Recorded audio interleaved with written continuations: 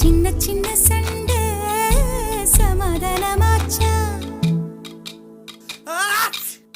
இப்ப பழச மறந்து கதைக்க வந்தாச்சு என்ற விசனம் மறந்து காத்தோட போயாச்சு.